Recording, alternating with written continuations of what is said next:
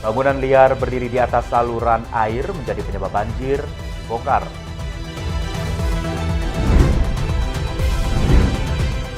Presiden Prabowo Subianto terbang ke Filipina menghadiri KTT ke-48 ASEAN.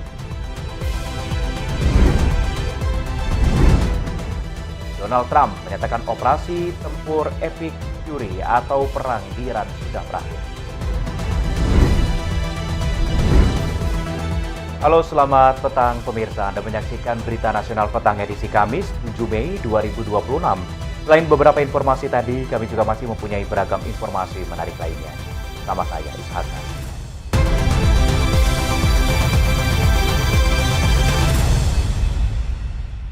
Informasi pertama, pemirsa, tumpukan sampah rumah tangga di Kalibaru, Cilincing, Jakarta Utara ini tidak diangkut selama sebulan.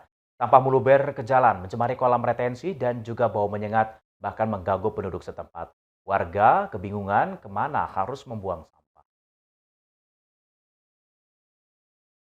Tumpukan sampah mengotori di pesisir Kalibaru, Cilincing, Jakarta Utara pada Rabu pagi 6 Mei 2026. Sampah ini tak kunjung diangkut sekitar 1 bulan. Sampah didominasi sampah rumah tangga menghampar di area TPS hingga meluber ke jalan permukiman. Selain itu, sampah mencemari kolam retensi yang berfungsi sebagai pengendali banjir. Akibatnya tumpukan sampah membuat permukiman warga menjadi kumuh. Bau tidak sedap pun keluar dari tumpukan sampah rumah tangga. Kondisi ini mengganggu warga di sekitar lokasi. Seorang warga Jamsari mengatakan keberadaan sampah-sampah sangat mengganggu. Sudah sebulan warga sekitar merasakan bau menyengat dari sampah yang tak kunjung terangkut. Menurut Jamsari, sampah merupakan sampah pemukiman RW 15 Kalibaru. Warga selama ini memang membuang sampah ke TPS ini lantaran tak ada lagi tempat yang bisa ditunjuk untuk membuangnya. Warga kebingungan kemana harus membuang sampah. Itu kan bukan masalah dekat dengan air, masalah ini juga mau dibangun waduk. Jadi sebenarnya sih nggak boleh. Nggak boleh ada sampah ya Pak? Pak, ini Bapak warga sini terganggu masih dengan ada sampah apa gimana sih Pak? Ya terganggu memang sih. Karena kadang-kadang ada bau-bau, ada angin. Ini terbang kan baunya kemana-mana. Kayak tadi tuh contohnya. Itu orang-orang iseng dibakar, itu sampai kepatok-patoknya kebakar kan gitu. Pak, ini sampah dari mana sih Pak kalau boleh tahu Pak? Ya sampah warga, karena warga nggak bisa buang kemana-mana. Berarti sini nggak ada tempat pembuangan sampah atau gimana Pak? Nggak ada. Berdasarkan dari data di lapangan diketahui tumpukan sampah berasal dari 3 RT di sekitar RW 15 Kalibaru. Sampah tak kunjung diangkut karena kondisi TPST Bantar Gebang sudah penuh sesak, membuat pengiriman sampah terkendala. Theo Fandi, Berita Nasional TV. Sementara itu, pemerintah Provinsi DKI Jakarta juga menyiapkan langkah mengatasi persoalan sampah di ibu kota. Salah satunya ini memanfaatkan sampah menjadi energi listrik, yang nantinya listrik akan mengaliri kota Jakarta. Gubernur DKI Jakarta Pramono Anung menyiapkan sejumlah strategi mengatasi persoalan sampah di ibu kota yang semakin kompleks. Upaya ini meliputi pemanfaatan teknologi hingga pembiasaan masyarakat memilah sampah dari rumah guna menekan volume sampah terus meningkat setiap hari. Salah satu langkah memanfaatkan masalah sampah adalah pengembangan pengolahan sampah menjadi energi listrik atau PSEL. Melalui teknologi ini, sampah tidak hanya ditangani tetapi juga merubah menjadi energi listrik. Melihat media sosial Pramono Anung diketahui pada Senin 4 Mei 2026, pemerintah Provinsi DKI Jakarta melakukan penandatanganan Memorandum of Understanding atau MOU dengan Danantara untuk pembangunan fasilitas PSEL. Terdapat 2 lokasi diusulkan Pramono untuk pembangunan fasilitas PSEL, yakni di Pengelolaan Sampah Terpadu atau TPST Bantar Gebang dan Tanjung Kamal Muara, Jakarta Utara. Nantinya sampah selama ini menumpuk di depan rumah warga Jakarta akan diubah menjadi listrik yang mengaliri kota. Pembangunan PSEL baru akan dimulai setelah proses pemilihan badan usaha oleh PT Danantara rampung dilakukan. Usai tahap ini, Danantara akan menentukan mitra pelaksana akan mengerjakan proyek di lapangan. Untuk itu, fasilitas PSEL akan dibangun di atas lahan milik swasta bukan bagian dari aset Pemprov DKI Jakarta. Penyediaan lahan untuk pembangunan fasilitas PSEL menjadi tanggung jawab pemerintah daerah. Pemprov DKI juga berencana membangun pembangkit listrik tenaga sampah atau PLTSA di wilayah Sunter, Jakarta Utara. Jakarta ditargetkan memiliki 3 fasilitas PLTSA. Kunci utama pengelolaan sampah berada pada masyarakat, yakni melalui kebiasaan memilah sampah dari sumbernya. Pemilihan sampah menjadi sumber dasar agar warga Jakarta mulai memilah sampah dari rumah. Tim Liputan Berita Nasional TV. Ya, pemilihan sampah ini akan diterapkan di Jakarta mulai 10 Mei 2026. Masyarakat Jakarta diajak memilih sampah secara mandiri mengatasi masalah sampah di ibu kota. Nantinya Jakarta akan memiliki 3 pembangkit listrik tenaga sampah. Dan mendasar terhadap Pemerintah Provinsi atau Pemprov DKI Jakarta akan menerapkan instruksi gubernur tentang pemilihan sampah mulai Minggu 10 Mei 2026. Rencana kick-off program ini akan digelar di kawasan Jalan Rasuna Said, Kuningan, Jakarta Selatan. Gubernur DKI Jakarta Pramono Anung mengatakan pelaksanaan pilah sampah menjadi langkah awal mendorong perubahan perilaku masyarakat dalam mengelola sampah dari sumbernya. Masyarakat diajak memilah sampah secara mandiri. Langkah ini guna mengatasi masalah sampah di ibu kota yang kian mendesak. Dalam gerakan ini, Pemprov DKI Jakarta menggandeng Kementerian Lingkungan Hidup guna memastikan deklarasi pemilihan sampah berjalan masif di seluruh kota administrasi. Pramono mengatakan, pemilihan sampah sudah mulai diterapkan di Prorotan, Cilincing, Jakarta Utara. Pemprov DKI Jakarta menargetkan pemilahan sampah akan diperluas. Lebih jauh, Pramono menerangkan Pemprov DKI Jakarta juga mengembangkan 3 pembangkit listrik tenaga sampah atau PLTSA. Pemilahan sampah dilakukan berdasar 4 jenis, yakni sampah organik, anorganik, bahan berbahaya, dan beracun atau B3 serta residu. Masing-masing jenis sampah memiliki mekanisme pengolahan lanjutan yang berbeda. Sampah organik seperti sisa makanan dan daun diolah melalui composting, maggot, atau biodigester. Sementara sampah anorganik seperti plastik, kertas, dan logam didorong masuk ke bank sampah atau didaur ulang. Sampah B3 seperti baterai, lampu, dan limbah berbahaya lain wajib ditangani secara khusus dan dibawa ke TPS B3. Sedangkan residu merupakan sisa sampah tidak bisa diolah lebih lanjutan akan dibawa ke tempat pemrosesan akhir seperti RDF maupun PLTSA. Pemilihan sampah harus dilakukan sejak dari sumber, yakni rumah tangga, perkantoran, hingga kawasan usaha. Peran aparatur wilayah hingga tingkat rukun warga turut diperkuat. Tim Liputan Berita Nasional TV. Ya, sebelumnya Presiden Republik Indonesia Prabowo Subianto menegaskan pengelolaan sampah ini menjadi prioritas nasional pemerintah. Dalam 2 hingga 3 tahun ke depan, pemerintah menargetkan pengendalian sampah dapat terwujud secara menyeluruh di Indonesia. Presiden Prabowo Subianto menegaskan komitmen pemerintah untuk melakukan pembenahan sistematis terhadap tata kelola sampah di seluruh pelosok tanah air. Peninjauan ke tempat pengolahan sampah terpadu berbasis lingkungan dan edukasi di Banyumas, Jawa Tengah menjadi langkah awal dalam mendorong penerapan standar pengelolaan sampah berkelanjutan. Presiden menegaskan pengelolaan sampah kini menjadi prioritas nasional seiring dengan meningkat volume sampah di berbagai daerah. Pemerintah berupaya menghadirkan solusi nyata melalui pendekatan yang terintegrasi mulai dari hulu hingga hilir. Presiden menargetkan dalam 2 hingga 3 tahun ke depan, permasalahan sampah di seluruh Indonesia dapat dikendalikan. Upaya ini menjadi bagian dari agenda prioritas nasional yang harus segera direalisasikan demi menciptakan lingkungan yang lebih bersih dan berkelanjutan. Ya, semua kita kembangkan. Sampah, pengolahan sampah sekarang jadi prioritas nasional. Ya, dalam 2-3 tahun kita harus kendalikan sampah seluruh Indonesia. Ya. Dalam kunjungannya, Kepala Negara juga menyoroti pentingnya adopsi teknologi dan metode pengolahan yang tepat agar masalah sampah dapat diatasi secara efektif. Model pengelolaan di Banyumas diharapkan dapat menjadi contoh yang bisa direplikasi di berbagai daerah lain di Indonesia. Tim Liputan Berita Nasional TV. Ya, pemirsa, Kamis pagi tadi, Presiden Prabowo Subianto bertolak ke Cebu, Filipina, untuk menghadiri KTT ke-48 ASEAN yang digelar pada 7 dan 8 Mei 2026. Dalam pertemuan ini, Indonesia akan mendorong penguatan kerjasama kawasan di tengah dinamika global yang terus berkembang. Presiden Republik Indonesia Prabowo Subianto bertolak menuju Cebu, Filipina pada Kamis pagi 7 Mei 2026 untuk menghadiri konferensi tingkat tinggi atau KTT ke-48 ASEAN yang berlangsung pada 7 hingga 8 Mei 2026. Kepala negara bersama rombongan terbatas lepas landas dari Pangkalan TNI AU Halim Perdana Kusuma, Jakarta, sekitar pukul 9.10 waktu Indonesia Barat. Keberangkatan Presiden Prabowo dilepas langsung oleh Wakil Presiden Gibran Rakabuming, Menko Bidang Pemberdayaan Masyarakat Muhaimin Iskandar, Menteri Sekretaris Negara Prasetyo Hadi, Kapolri Jenderal Polisi Listio Sigit Prabowo, serta Kepala Badan Intelijen Negara Muhammad Herindra. Setibanya di Cebu, Presiden Prabowo Subianto menghadiri salah satu agenda KTT ke-48 ASEAN, yaitu KTT Brunei Darussalam Indonesia Malaysia Filipina East Asian Growth Area. Forum ini menjadi wadah strategis untuk memperkuat konektivitas dan kerjasama ekonomi di kawasan subregional ASEAN. Dalam kunjungan ini, Presiden Prabowo Subianto juga akan membahas penguatan kerjasama antar negara ASEAN di tengah dinamika global yang terus berkembang. Para pemimpin ASEAN diharapkan bisa memperkuat solidaritas kawasan, menjaga stabilitas, mendorong pertumbuhan ekonomi, serta meningkatkan kerjasama strategis di berbagai sektor. Tim Liputan, Berita Nasional TV. Selanjutnya kami akan mengajak Anda untuk memantau kondisi arus lalu lintas terkini yang akan disampaikan NTMC Korlantas Polri. Selamat sore, menemani aktivitas Anda pada sore hari ini kami informasikan kondisi lalu lintas terkini melalui CCTV dari NTMC Korlantas Polri.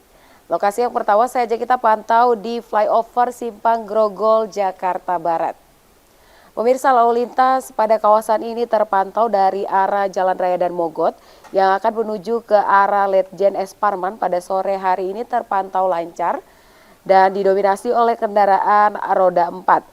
Kemudian dari tol dalam kota yakni dari arah Pluit yang akan menuju ke arah Tomang, dari kedua arahnya juga ramai lancar pada sore hari ini. Kemudian dari Letjen S. Parman yang akan menuju ke arah Latu Menteng pada sore hari ini juga masih relatif lancar dengan laju kecepatan kendaraan yang melintas kawasan ini berkisar 50 hingga 60 km per jam. Bagi Anda yang akan melintas kawasan ini harap selalu menjaga jarak aman kendaraan Anda dan patuhi aturan demi keselamatan diri Anda maupun pengendara lainnya. Kita bergeser ke Jakarta Selatan, tepatnya di JPO Tebet. Lalu lintas di kawasan ini dari jalur arteri, dari arah Semanggi yang akan menuju ke arah Cawang. Dari kedua arahnya peningkatan volume kendaraan sudah mulai terjadi bertepatan dengan jam pulang perkantoran pada sore hari ini. Bagi Anda yang akan melintas kawasan ini harap untuk berkonsentrasi, menjaga laju kecepatan kendaraan Anda dan selalu bersabar saat berkendara. Kita bergeser untuk melihat ke JPO Jam Sostek Jakarta Selatan.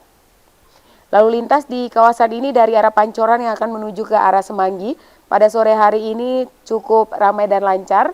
Perlambatan kecepatan kendaraan juga sudah mulai terjadi didominasi oleh kendaraan roda 4 dengan laju kecepatan kendaraan yang terlihat di kawasan ini berkisar 45 hingga 55 km per jam. Bagi Anda yang akan melintas kawasan ini, harap untuk mematuhi marka-marka jalan di sepanjang perjalanan Anda.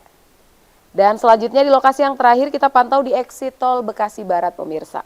Lalu lintas di kawasan ini dari gerbang tol Bekasi Barat yang menuju ke arah Pekayon, Kalimalang maupun yang akan menuju ke arah Jalan Ahmad Yani terpantau peningkatan volume kendaraan sudah mulai terjadi dengan adanya antrian pada traffic light berkisar 100 meter di belakang traffic light. Kemudian selepas dari traffic light juga masih mengalami perlambatan kecepatan kendaraan didominasi oleh kendaraan-kendaraan berat yang melintas kawasan ini. Untuk itu kami mengharapkan untuk selalu menjaga jarak kendaraan Anda dengan pengendara lain dan bersabar dalam mengantri traffic light.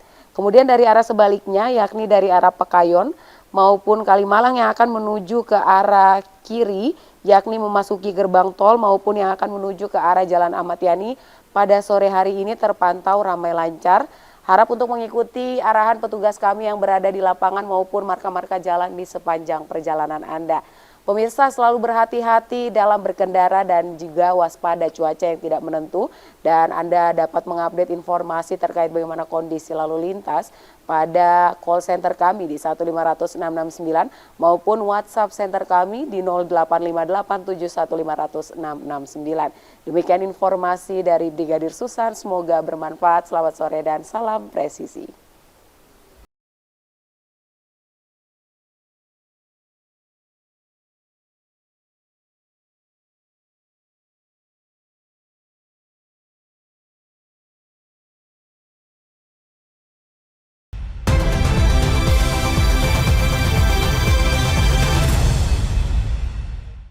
Anda kembali bersama kami di Berita Nasional Petang. Pemirsa, belasan bangunan liar berdiri di atas saluran air di kawasan Pakuwon, Cengkareng Timur, Kecamatan Cengkareng, dibongkar hari ini. Keberadaan bangunan mempersempit kapasitas saluran, menghambat laju air yang menjadi penyebab banjir kala turun hujan. 11 bangunan liar berada di atas saluran air sepanjang 380 meter dibongkar petugas gabungan pemerintah kota administrasi Jakarta Barat pada Kamis 7 Mei 2026. Satu alat berat ekskavator dikerahkan membongkar bangunan liar berdiri di Jalan Bangunan Nusa Raya Cengkareng Timur, Cengkareng, Jakarta Barat. Pembongkaran ini dilakukan lantaran lokasi ini merupakan daerah rawan banjir jika turun hujan. Penataan dilakukan untuk merefungsikan kembali saluran air dan pemasangan pompa mobile guna mengantisipasi banjir. Keberadaan bangunan-bangunan mempersempit kapasitas saluran, menghambat laju air hingga mempersulit pembersihan sedimen atau lumpur. Nantinya lokasi ini akan ditata untuk jalur penghijauan. Demikian. Nah, jadi selama ini bangunan tersebut berada di atas saluran. Kita tahu daerah Pakuwon ini hujan sedikit akan terjadi genangan ataupun banjir. Jadi sehingga dari pihak kelurahan, kecamatan, koordinasi dengan Sudis SDA melakukan penertiban untuk penataan kembali saluran tersebut supaya berfungsi secara maksimal. Bangunan-bangunan selama ini digunakan oleh pemiliknya sebagai tempat berdagang, bengkel tambal ban, hingga gardu organisasi masyarakat. Dalam proses pembongkaran tidak ada perlawanan dari pemilik bangunan. Tim Liputan, Berita Nasional TV. Ya, menjelang Hari Raya Idul Adha, peternak sapi di Kabupaten Pandeglang, Banten kebanjiran pesanan. Ratusan ekor sapi ludes terjual. Seekor sapi jumbo atau premium berbobot 1 ton dibanderol dengan harga Rp85 juta.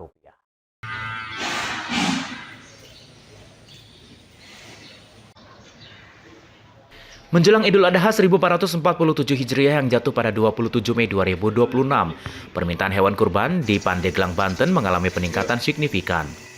Peternak sapi di Pandeglang kebanjiran pesanan dari berbagai daerah termasuk asal Jakarta.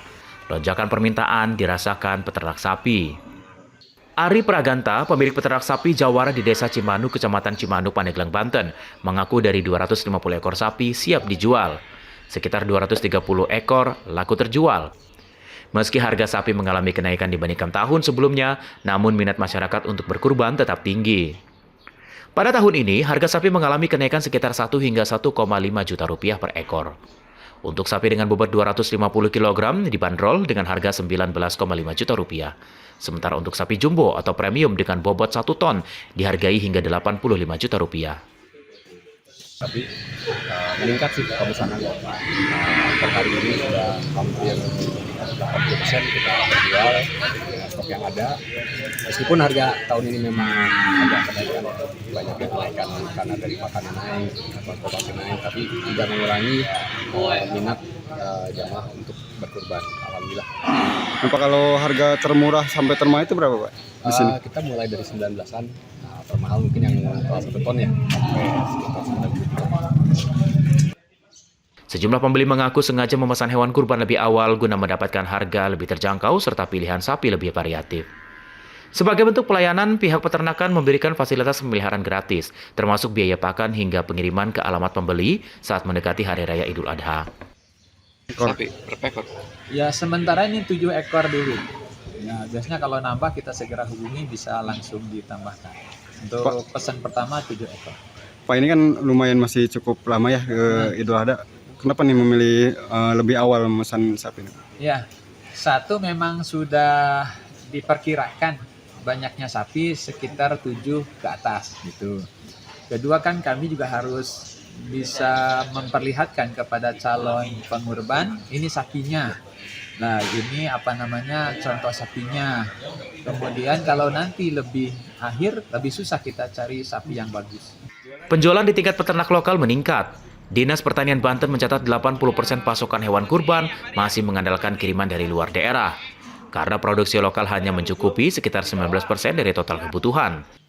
Diprediksi mencapai lebih dari 63.000 ekor.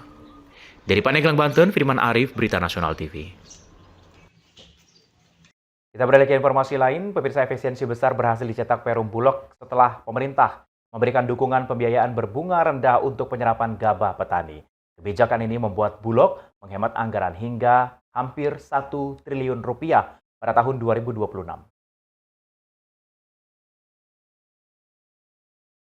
Dukungan pemerintah terhadap penguatan cadangan pangan nasional kini memberikan dampak langsung bagi efisiensi keuangan Bulog. Direktur Utama PT Perumbulok, Legend TNI Purnawirawan Ahmad Rizal Ramdhani, usai memberikan paket bantuan kepada pekerja penyedia lainnya perorangan atau PJLP di kantor Pusat Bulog, Jakarta Pusat pada Kamis 7 Mei 2026 menjelaskan pemerintah memberikan dukungan pembiayaan bunga lebih rendah, yaitu berkisar 2 hingga 3%. Menurut Ahmad Rizal, kebijakan ini membuat Bulog lebih efisien dalam mengelola anggaran dan menjalankan penugasan pangan nasional. Ahmad Rizal menyebut sebelumnya mendapat dukungan pembiayaan dari pemerintah Bulog harus meminjam pembiayaan dari perbankan dengan bunga mencapai 7%. Kini dengan skema bunga rendah 2 hingga 3%, Bulog dapat menghemat anggaran hingga hampir 1 triliun rupiah pada tahun ini. Nah, anggaran serapan gabah itu kan dulu-dulunya kita itu harus pinjam Bank Himbara bunganya 7%, Mbak. 7%. Nah, sekarang alhamdulillah berkat support dari Bapak Presiden, support dari Pak Mensesnek, support dari Pak Menkyu, Pak Mentan, Pak Menko Pangan yang luar biasa, kita sekarang diberikan bunga yang cukup flat, sangat rendah. Nah, dia bunga 2% ataupun bahkan 3%. Nah, ini menunjukkan dukungan pemerintah yang luar biasa kepada Bulog, sehingga Bulog akan lebih efisien dalam penggunaan anggaran dan efektif dalam melaksanakan tugas, karena semakin bunganya kecil, kami lebih ringan dalam proses mencicil bunga tersebut. Nah, alhamdulillah juga dari Pak Menteri BUMN, BP BUMN, Pak Doni Asukaria juga mendukung kami dengan memberikan bunga yang serendah-rendahnya. Menurut Ahmad Rizal, efisiensi pembiayaan ini akan memperkuat penugasan Bulog dalam menyerap gabah dan beras petani, sekaligus mendukung target pemerintah mewujudkan swasembada pangan nasional secara berkelanjutan. Dari Jakarta, Natasha Alko, Anggada Agung, Berita Nasional TV. Kita beralih ke informasi lain, pemirsa. Menteri Sosial Saifullah Yusuf atau Gus Ipul ini akan berkonsultasi dengan Komisi Pemberantasan Korupsi terkait proses pengadaan barang dalam program Sekolah Rakyat. Langkah ini dilakukan untuk memastikan tata kelola pengadaan yang berjalan transparan dan juga bebas dari penyimpangan. Menteri Sosial Saifullah Yusuf atau Gus Ipul menyatakan akan mendatangi Komisi Pemberantasan Korupsi atau KPK untuk meminta masukan terkait proses pengadaan barang dalam program Sekolah Rakyat. Langkah ini diambil di tengah sorotan publik terhadap tata kelola pengadaan, termasuk pembelian sepatu dan kaos kaki siswa. Gus Ipul menyebut pertemuan dengan KPK merupakan inisiatif dari Kementerian Sosial untuk berkonsultasi secara langsung. Menurutnya, masukan dari KPK penting untuk memastikan proses pengadaan berjalan sesuai aturan dan bebas dari penyimpangan. Seluruh data dan proses pengadaan akan disampaikan agar mendapatkan nasihat serta saran untuk perbaikan ke depan. Selain berkoordinasi dengan KPK, Kemensos juga membuka diri untuk berkoordinasi dengan Kejaksaan dan Kepolisian dalam mengawal pengadaan barang dan jasa. Gus Ipul menegaskan setiap tahapan pengadaan harus dilakukan secara hati-hati karena menggunakan uang negara. Ia menekankan setiap rupiah harus dapat dipertanggungjawabkan dan tidak boleh terjadi penyimpangan. Tentu kami terbuka dan jika ada waktu besok kami akan bertemu dengan pimpinan KPK untuk melaporkan seluruh proses-proses yang telah kita lewati. Ini adalah kesempatan baik buat kami untuk melakukan evaluasi sebelum nanti akan melakukan proses-proses pengadaan barang dan jasa pada tahun 2026 ini. Jadi sekali lagi kami terima kasih dan kami akan berkoordinasi tentu ke Kejaksaan, ke Kepolisian dan termasuk ke KPK. Kami amat sangat terbuka. Sorotan publik muncul setelah terungkap nilai pengadaan perlengkapan sekolah dalam program Sekolah Rakyat. Berdasarkan data rencana umum pengadaan di InApproach, total nilai pengadaan sepatu sekolah siswa mencapai puluhan miliar rupiah dengan metode e-purchasing. Selain sepatu sekolah dan sepatu olahraga untuk siswa, pengadaan juga meliputi sepatu dinas dan sepatu olahraga untuk guru. Dari Jakarta, Ajeng Tiara, Anggada Agung, Berita Nasional TV. Ya, sementara itu pemerintah akan menghapus istilah guru honorer dan menggantinya dengan status P3K paruh waktu mulai tahun 2027. Kebijakan ini disebut menjadi langkah demi menjaga keberlangsungan pendidikan serta memberikan kepastian status bagi guru non-ASN. Baik, Mendikdasman sedang dalam perjalanan menuju ke kantor. Menteri Pendidikan Dasar dan Menengah Abdul Muti menegaskan istilah guru honorer akan dihapus dan digantikan dengan status pegawai pemerintah dengan perjanjian kerja atau P3K paruh waktu mulai tahun 2027. Kebijakan ini menjadi bagian dari pelaksanaan Undang-Undang Aparatur Sipil Negara yang menghapus status tenaga honorer di instansi pemerintah. Hari ini, karena hari ini dua menteri. Pernyataan tersebut disampaikan Abdul Muti saat memberikan keterangan pers di kantor Bakom Jakarta Pusat Rabu 6 Mei 2026. Menurutnya status P3K paruh waktu diberikan kepada guru non-ASN yang sudah mengikuti seleksi P3K namun belum memenuhi ambang batas kelulusan. Dan juga menjawab mengenai Abdul Muti menjelaskan kebijakan ini dilakukan agar para guru non-ASN tetap dapat mengajar dan tidak menimbulkan masalah dalam penyelenggaraan pendidikan di daerah. Pemerintah juga ingin memastikan proses belajar mengajar tetap berjalan meski status kepegawaian tenaga pendidik mengalami transisi. Fullnya 2024, tapi kemudian karena berbagai pertimbangan kemudian baru dilaksanakan efektif mulai tahun 2027. Jadi singkatnya seperti itu. Terkait penggajian, Abdul Muti menyebut tanggung jawab pembayaran gaji guru P3K termasuk P3K per waktu berada di tangan pemerintah daerah. Namun Kemendikdasmen membuka ruang koordinasi bagi Pemda yang mengalami kendala keuangan, sementara penjelasan lebih lanjut mengenai status ASN akan dikoordinasikan dengan Kementerian PAN-RB. Badan Komunikasi Pemerintah. Dari Jakarta, Ajeng Tiara, Angga Dagung, Berita Nasional TV. Sementara itu, sejumlah mahasiswa yang tergabung dalam Forum Mahasiswa Indonesia mengkritik penanganan perkara dugaan pelanggaran kepabeanan menjerat terdakwa Julia binti Johar Tobing di wilayah Kabupaten Bogor, Jawa Barat. Mereka menggelar aksi unjuk rasa di Kejari PN Kabupaten Bogor, Jawa Barat. Kejaksaan Negeri Kabupaten Bogor untuk menunjukkan perhatian publik tertuju pada proses persidangan perkara dugaan pelanggaran kepabeanan menjerat terdakwa Julia binti Johar Tobing di Pengadilan Negeri Cibinong, Kabupaten Bogor, Jawa Barat. Sejumlah mahasiswa tergabung Forum Mahasiswa Indonesia menyoroti penanganan perkara ini dan menggelar aksi unjuk rasa di Kejaksaan Negeri dan Pengadilan Negeri Kabupaten Bogor, Jawa Barat, Rabu 6 Mei 2026. Ketua Forum Mahasiswa Indonesia Pian Andreo mempertanyakan keputusan aparat penegak hukum menetapkan Julia binti Johar Tobing sebagai tahanan kota meski ancaman pidana dikenakan mencapai maksimal 10 tahun penjara sebagaimana diatur dalam pasal 102 huruf F Undang-Undang Kepabeanan. Menurut Pian, secara hukum ancaman pidana di atas 5 tahun memenuhi syarat objektif dilakukan penahanan di rumah tahanan negara. Pian meminta penjelasan mengenai pertimbangan digunakan penetapan status ini. Selain itu, Pian juga menyoroti potensi kerugian negara dalam dakwaan sebesar 21,8 juta rupiah. Pian menilai angka tersebut relatif kecil jika dibandingkan dengan kapasitas operasional perusahaan memiliki fasilitas kawasan berikat. Menanggapi hal ini, Kasih Tindak Pidana Khusus Pengadilan Negeri Kabupaten Bogor, Andri Zulfikar dan JPU Kejari Kabupaten Bogor, Arfenzah Irfansyah menjelaskan proses penuntutan perkara Julia binti Johar Tobing masih berjalan dan dilakukan secara berjenjang. Perkara Julia binti Johar Tobing masuk tahap penuntutan. Menyangkut status tahanan kota dikenakan kepada terdakwa Julia binti Johar Tobing merupakan hasil pertimbangan penyidik berdasarkan sejumlah faktor. Meski begitu, yang bersangkutan tetap diawasi dan dipasangi alat pelacak. Pihak kejaksaan menegaskan akan terus menindaklanjuti perkara ini sesuai prosedur hukum berlaku, serta memastikan proses berjalan secara profesional dan transparan. Tim Liputan Berita Nasional TV. Informasi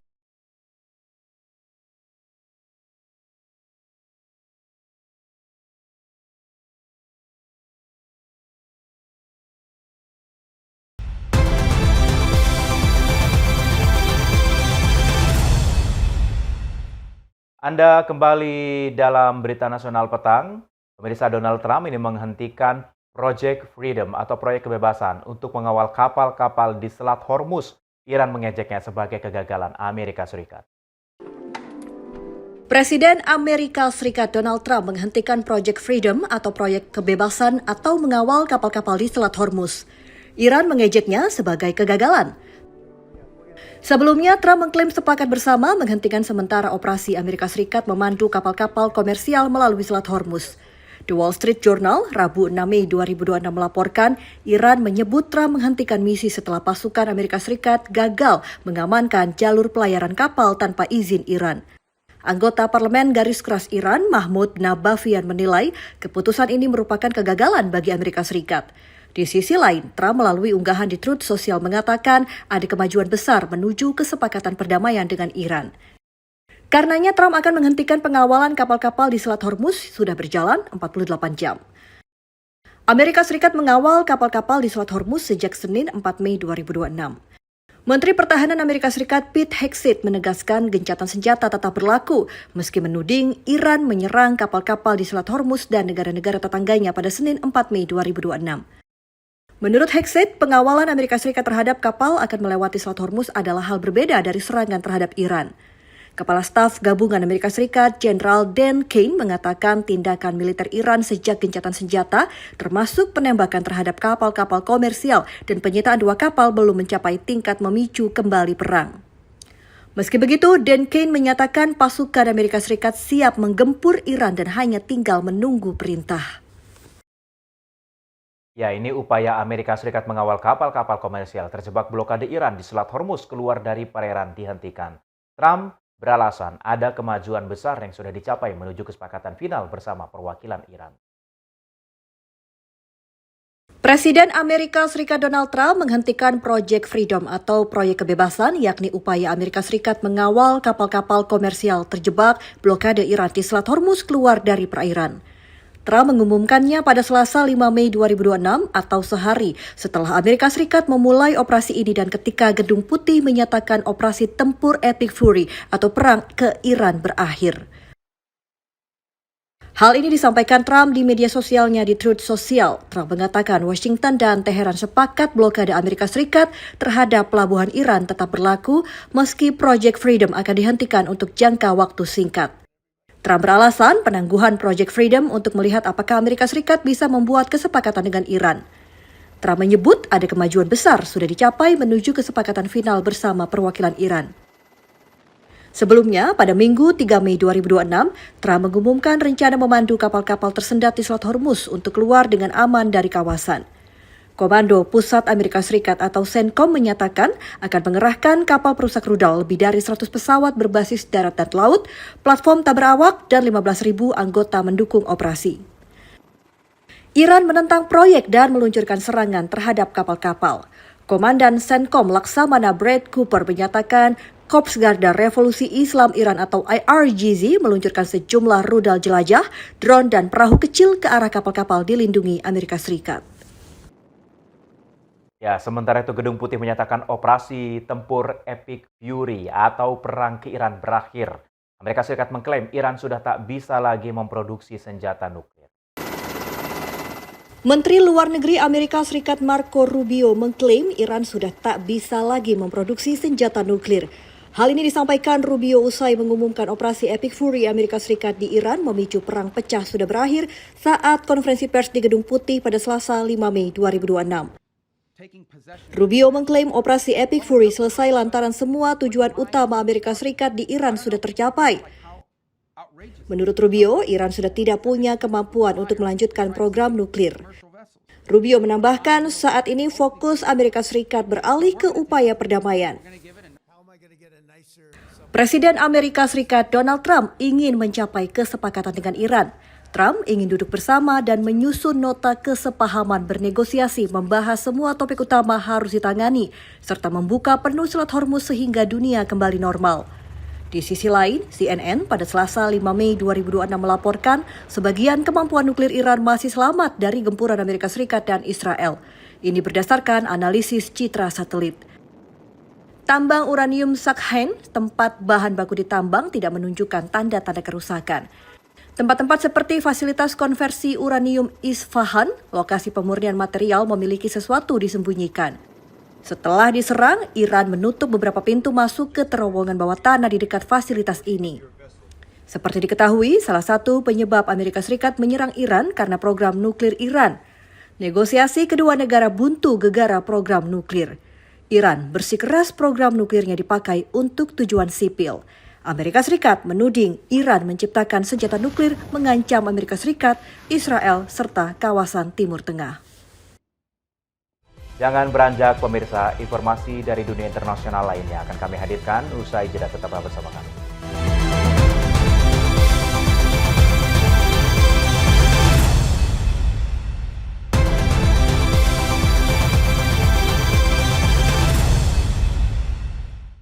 Anda kembali bersama kami di Berita Nasional Petang.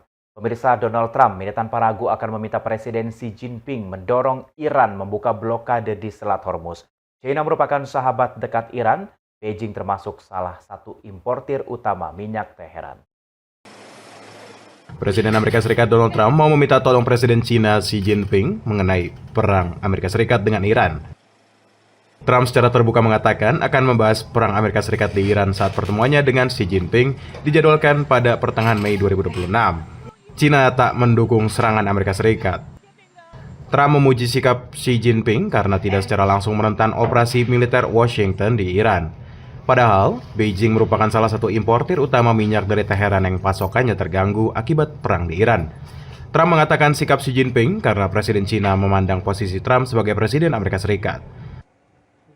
Trump dan Xi Jinping dijadwalkan akan melakukan pertemuan di Beijing pada 14 dan 15 Mei 2026 saat perang Amerika Serikat dan Israel melawan Iran tak kunjung usai. Perang ini menunda rencana pertemuan kedua pemimpin raksasa ekonomi dunia. Sebelumnya dijadwalkan pada akhir Maret 2026. Trump mengakui peran Amerika Serikat terhadap Teheran mengganggu hubungan Amerika Serikat dengan China merupakan sekutu dekat Iran. Ya, di lain itu Menteri Luar Negeri Iran Abbas Araghchi ini mendatangi China saat negosiasi antara Iran dan Amerika Serikat menemui kebuntuan. Keduanya membahas hubungan bilateral serta perkembangan regional dan juga internasional. Menteri Luar Negeri Iran Abbas Araghchi tiba di Beijing, China pada Rabu 6 Mei 2026 saat perang gencatan senjata hingga perundingan damai dengan Amerika Serikat menemui kebuntuan. Tasnim dan Fars melaporkan Araghchi tiba di Beijing sekitar Rabu pagi, waktu setempat dan menggelar pembicaraan dengan Menteri Luar Negeri China Wang Yi. Keduanya membahas hubungan bilateral serta perkembangan regional dan internasional. China merupakan salah satu importir utama minyak Iran, meski ada sanksi dijatuhkan Amerika Serikat dalam upaya menekan sumber pendapatan Teheran. Kunjungan Araghchi menjelang rencana lawatan Presiden Amerika Serikat Donald Trump ke China dijadwalkan pada Kamis dan Jumat 14 dan 15 Mei 2026 bertemu Presiden Xi Jinping. Kunjungan Trump sempat ditunda imbas perang Amerika Serikat dan Iran dimulai sejak Sabtu 28 Februari 2026. Kunjungan Araghchi bersamaan ketegangan memuncak antara Iran dan Amerika Serikat saat gencatan senjata rapuh sejak Rabu 8 April 2026. Kunjungan ini juga berlangsung tak lama setelah Menteri Luar Negeri Amerika Serikat Marco Rubio mengumumkan operasi tempur Epic Fury atau perang ke Iran sudah berakhir, seharusnya menandai akhir dari perang. Menyangkut kunjungan Araghchi, Rubio mendesak China bisa menekan Iran melonggarkan kendalinya atas Selat Hormuz, jalur perdagangan minyak dan gas global di blokade Teheran selama perang. Ya, pemerintah Amerika Serikat ini mendesak China menggunakan pengaruh diplomatiknya merayu Iran membuka kembali Selat Hormuz. Ekonomi Beijing bertumpu pada ekspor sangat bergantung pada pengiriman barang yang melewati Selat Hormuz. Pemerintah Amerika Serikat mendesak China menggunakan pengaruh diplomatiknya merayu Iran membuka kembali Selat Hormuz. Desakan ini keluar beberapa hari sebelum Presiden Amerika Serikat Donald Trump dan Presiden China Xi Jinping dijadwalkan bertemu di Beijing pada pertengahan bulan ini. Menteri Luar Negeri Amerika Serikat Marco Rubio meminta para pejabat China agar menggunakan kunjungan Menteri Luar Negeri Iran Abbas Araghchi untuk mendesak Teheran membuka blokade di jalur penting perairan dunia.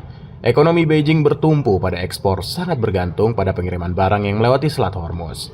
Sekitar setengah dari minyak mentahnya dan hampir sepertiga dari gas alam cairnya dari Timur Tengah. Penutupan selat berdampak sangat besar pada Asia. Trump yakin China berperan mendorong Iran menyetujui gencatan senjata rapuh yang disepakati pada 8 April 2026. Trump percaya China bisa berbuat lebih banyak untuk terlibat membuka kembali Selat Hormuz.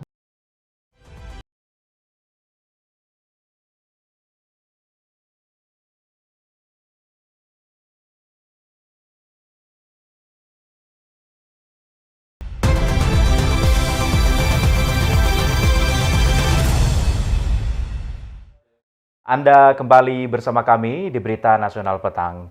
Pemirsa, Selat Hormuz ini menjadi perhatian dunia saat ini. Dua negara yaitu Amerika Serikat dan Iran saling serang dan juga mengklaim menguasai selat ini. Di balik itu, Selat Hormuz tidak hanya menjadi lalu lintas distribusi seperlima minyak gas dunia, tetapi juga menyimpan cerita tentang manusia yang hidup berdampingan dengan laut, tradisi, dan perubahan zaman.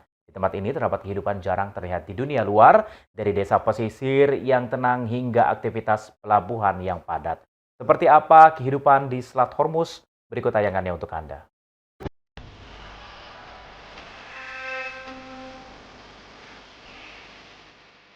Selamat datang di Selat Hormuz. Selat Hormuz terletak di antara perairan sempit yang menghubungkan Teluk Persia dan Teluk Oman, merupakan wilayah yang tidak hanya penting bagi perdagangan global, tetapi juga menjadi rumah bagi komunitas pesisir yang hidup dalam kesenyapan dan kesibukan laut.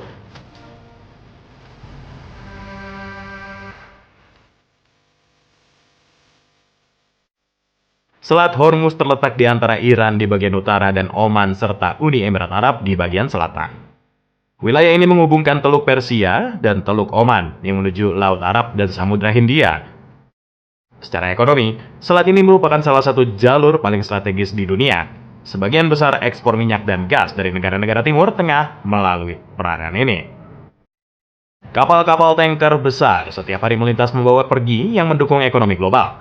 Di sekitar wilayah ini, ekonomi lokal juga bergerak melalui perikanan, perdagangan laut, dan aktivitas pelabuhan. Meski globalisasi masuk kuat, banyak desa pesisir masih bergantung pada laut sebagai sumber penghidupan utama.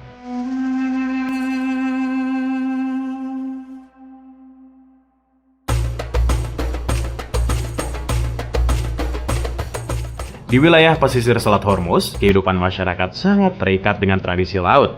Desa-desa kecil terbentuk dari komunitas yang kuat dan saling tergantung satu sama lain. Banyak pekerjaan diturunkan dari orang tua kepada anak, seperti nelayan, pelaut, dan pedagang lokal. Kehidupan komunitas diperkuat oleh kebiasaan gotong royong. Mereka saling membantu dalam melaut, membangun perahu, dan menjalankan aktivitas pasar tradisional. Meski modernisasi masuk, nilai kekeluargaan dan solidaritas tetap kuat menjadi identitas utama masyarakat pesisir.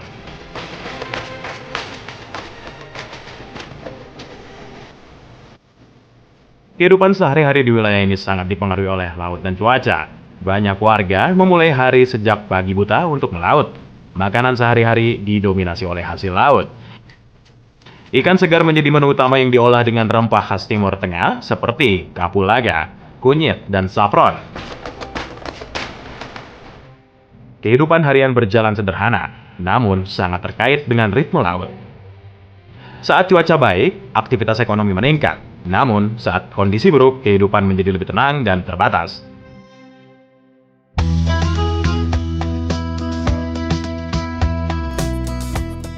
Generasi muda di wilayah Selat Hormuz berada dalam masa transformasi. Sebagian masih melanjutkan tradisi keluarga sebagai nelayan dan pekerja laut. Namun sebagian lain mulai menempuh pendidikan lebih tinggi di kota-kota besar. Tantangan utama adalah menjaga identitas budaya di tengah arus modernisasi. Banyak generasi muda yang harus memilih antara bertahan di desa pesisir atau merantau ke kota untuk pekerjaan baru. Namun, di sisi lain muncul peluang baru di bidang logistik, energi, dan perdagangan internasional. Di sini, generasi muda menjadi jembatan antara tradisi lama dan dunia modern. Selat Hormuz bukan hanya peta strategis ekonomi dunia, tetapi juga cermin kehidupan manusia yang bergantung pada laut. Di antara kapal-kapal besar dan arus perdagangan global, terdapat kehidupan sederhana yang tetap berlanjut dengan kuat, yang menceritakan satu hal penting, bahwa kehidupan selalu bergerak di antara tradisi dan perubahan. Informasi tadi juga sekaligus mengakhiri perjumpaan kita di Berita Nasional Petang kali ini. Akhirnya saya Ishakan yang mewakili seluruh kru dan kerabat kerja yang bertugas pamit dari hadapan Anda. Selamat petang, sampai jumpa.